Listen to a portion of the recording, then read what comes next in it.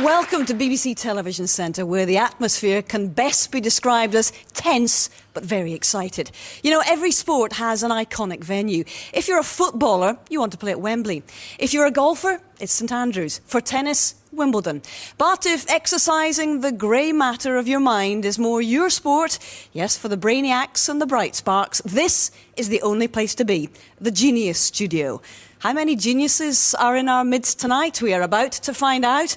I can tell you that the guests on the show, and they are of an unusually high calibre this week, are ready. And so too is our Master of Ceremonies. It's time for kick-off with Mr. Dave Gorman. Welcome to Genius. I'm joined this evening, as always, by a selection of the great British public, all of whom think they might be geniuses. Hello, audience. Hello. And to discuss their ideas, I have my special guests this week, Russell Howard and Hazel Irvine. Nice full assembly. Hello, everyone. It's nice to see you both. Because genius comes in all shapes and sizes. Is there any particular kind of genius that either of you are hoping for this evening? I'm mainly here to see nutters, I'll be honest with you. Proper, no-falling lunatics. Well, being in sport, I think, Dave, has got to be flawed geniuses, definitely. The likes of, well, you know, John Daly and, dare I say, Tiger Woods these days. Flawed geniuses. OK. I don't know if they're going to be flawed in the way that Tiger Woods is flawed, but perhaps not. I promise you they are flawed. Now, do you know what you two have got in common? Blonde hair. It's not just that you look like each other, no. We do a bit. But you do look a little bit alike. I'll tell you what it is. Oh, no. It's that you both have surnames that are also first names. Yeah? Oh, yes. True. Hazel Irvine, Irvine Welsh. Yeah. Russell Howard, Howard from Take That. So we thought we'd take our first idea tonight by asking our audience if they too have a first name for a surname. Please make yourselves known. Put your hand up. It's got to be that fella with a vest, isn't it? Come on, he's wearing a vest. OK, I'll go with the man in the vest. I'll go with Jim in the middle there. Jim Edwards, so Edward. Edwards. OK, kind of. We'll take it. Go on. OK, the idea is basically to stop people falling asleep behind the wheel. Every car should have a wasp in it.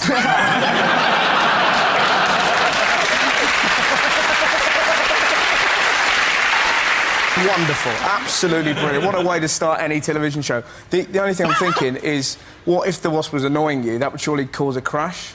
So you have to speed up to make it go into the back seat? It's to stop you falling asleep. Yeah, but what if it's... He didn't fall asleep, but he did get stung in the face, crash into the central reservation and kill 15 people. But he was awake. Are you saying, like, just permanently a wasp buzzing around, or is this some contraption? There'd be a button in your car. Of course there would. If you're feeling drowsy, you'd push it, a wasp comes out, problem solved. So some sort of wasp snug. So, where you're meant to keep loose change, there's just a tiny wasp asleep. And you yourself release the wasp. Isn't there already a button in the car which stops you from falling asleep? It's called the window. That's another flaw, the window. Yeah.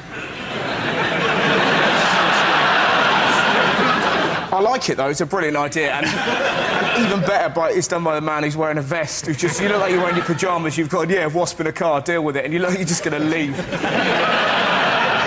How's it being fed and kept alive while it's in your car? I figure a bit of jam would probably keep it going. True. Probably, yeah. It's just so beautiful, Would we be able to sort of fill up with wasps? Well, yeah. Perhaps petrol stations, you'd have a pump with wasps. Just fill it up when you get low. A little jam button next to the petrol. Just running low on jam. You got any honey, mate? Yeah. I feel ever so slightly obliged as a presenter of a show on the BBC to say, we recommend you take some sleep when you're feeling tired behind the wheel of the car. Genius or not, what do you reckon? Through sheer terror, it's a no-no for me, Jim. I think it's genius, just because I just like the idea. OK, that gives me the casting vote, and I'm feeling kind tonight. I'm saying, Jim, you're a genius. Yeah. OK, result...